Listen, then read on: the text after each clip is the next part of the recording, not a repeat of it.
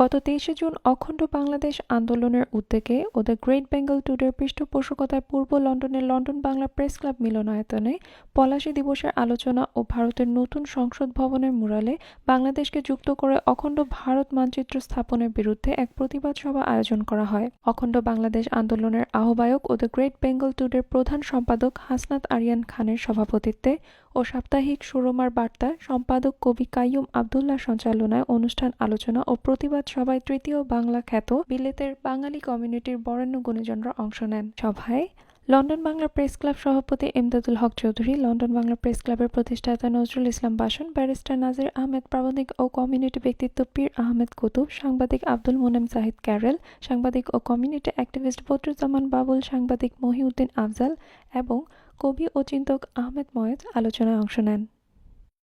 পলাশী যুদ্ধ থেকে শুরু করে বাংলা নামক ভূখণ্ডের স্বাধীনতা ও সার্বভৌমত্বের জন্য যারা যুগে যুগে জীবন দিয়েছেন, আমরা সকল শহীদদের শ্রদ্ধার সাথে স্মরণ করি এবং তাদের সকলের রুহের মাগফিরাত কামনা করি। আজকের এই অনুষ্ঠানটা মূলত পলাশী যুদ্ধের সেই স্মৃতিকে স্মরণ করা, শহীদদেরকে স্মরণ করা, পাশাপাশি আপনারা জানেন যে সাম্প্রতিক সময়ে অখণ্ড ভারত নামে বাংলাদেশকে যুক্ত করে একটি মোরাল ভারতের নতুন সংসদে স্থাপন করা হয়েছে। আমরা এর তীব্র নিন্দা করি এবং এর তীব্র প্রতিবাদ করি।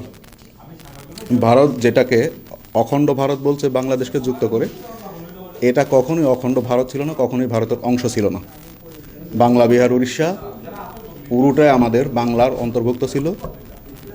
আমরা এই ঘটনার নিন্দা এবং প্রতিবাদের পাশাপাশি ভারতের সরকারের কাছে দাবি করি আমাদের ভূখণ্ডগুলি আমাদেরকে ফিরিয়ে দেওয়ার জন্য। স্কটল্যান্ডের স্বাধীনতার দাবিতে যুক্তরাজ্য সরকার একটা গণভোটের আয়োজন করেছিল, আপনারা জানেন। আমরাও চাই যে বাংলার যে অংশগুলি দিল্লির শাসকরা দখল করে রেখেছে, তারা বাংলার সেই অংশগুলিতে একটা গণভোট দেখ। গণভোটে যে রায় হয় আমরা সেই রায় মেনে নিব। আমরা কোনো রক্তপাত চাই না, আমরা এই আধুনিক যুগে এসে যুদ্ধ চাই না। আমরা একটা শান্তিপূর্ণ সমাধান চাই। অখণ্ড ভারত মানচিত্র স্থাপনের প্রতিবাদ জানাই। আমাদের অংশগুলিকে, বাংলার খণ্ড অংশগুলিকে, আসাম, পশ্চিমবঙ্গ, ত্রিপুরা, বিহার, উড়িষ্যা, আমরা দিল্লির শাসকদের কাছে ফেরত চাই। আমরা দাবি করব এবং বিশ্ববাসীর কাছে আমরা সমর্থন চাইব যে এটা আমাদের অত্যন্ত ন্যায্য দাবি। ঐতিহাসিকভাবে এই ভূখণ্ডগুলো আমাদের, এগুলি কখনোই ভারতের অংশ ছিল না, এগুলি সব বাংলার অংশ।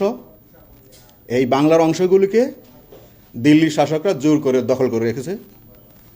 আমরা সসম্মানে এই অংশগুলিকে তাদেরকে ফেরত দিতে অনুরোধ করি, একটা গণভোট দেওয়ার দাবি করি। আপনাদের সবাইকে ধন্যবাদ। আমাদের জাতীয় জীবনে এইটা একটা গ্রেট ট্র্যাজেডি এবং আমরা এই পলাশীর কারণে আমরা স্বাধীনতা হারিয়েছি। এই স্বাধীনতা হারিয়ে যাওয়ার কারণে প্রায় 200 বছর আমরা ব্রিটিশদের কলোনি ছিলাম। দেখেন, বাংলা সোনার বাংলা ছিল, এত প্রাচুর্য, এত ধন সম্পদ ছিল, কিন্তু এই পলাশীর যুদ্ধের পরে সম্পূর্ণ ধন সম্পদ ওখান থেকে পাচার করে নিয়ে আসা হয়েছে। তো পলাশীর যুদ্ধটা যেমন আমাদের জন্য খুবই দুঃখজনক ট্র্যাজেডি, বিয়োগান্তক ঘটনা, কিন্তু তার পাশাপাশি ওখান থেকে বেশ কিছু শিক্ষা নেওয়ার আছে। দেখেন, কোনো দেশ বা কোনো জাতিকে কেউ বাইরে থেকে এসে খুব কম লোকই ধ্বংস করতে পারে যদি নিজেদের মধ্যে যদি গাদ্দার এবং মুনাফিক এবং মির্জাফর টাইপের লোক না থাকে। আমরা স্বাধীনতা সার্বভৌমত্ব রক্ষার জন্য এই গাদ্দার, মুনাফিক এবং মির্জাফর টাইপের লোকদেরকে চিহ্নিত করতে হবে এবং তাদের থেকে দূরে থাকতে হবে এবং তাদের ব্যাপারে সতর্ক থাকতে হবে। দেখেন, স্বাধীনতার 52 বছর হয়ে গেছে। আমরা চাই একটা সুন্দর, একটা সাবলীল, প্রাচুর্যে ভরা বাংলাদেশ হবে, যেখানে সবাই ফ্রিলি কথা বলবে, যার যার কাজ করে যাবে।